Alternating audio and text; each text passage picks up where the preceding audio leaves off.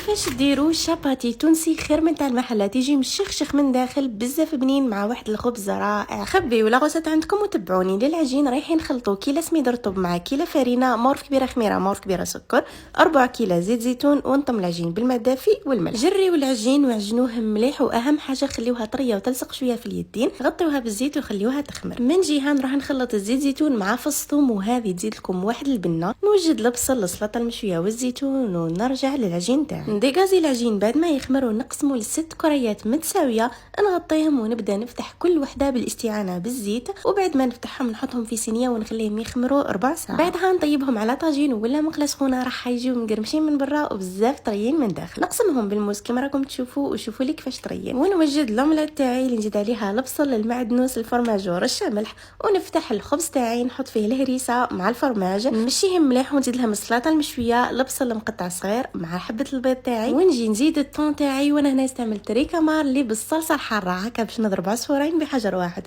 طون حار يجي سوا مع الشاباتي. نزيد الزيتون والمعدنوس وزيت الزيتون اللي كنت خدمته، ونقفل عليه بهذه الطريقه. وشوفوا لي التشخشيخ والبنه. ابن شاباتي رايحين ديروه، ابعثوه لصحاباتكم. وهذا مكان.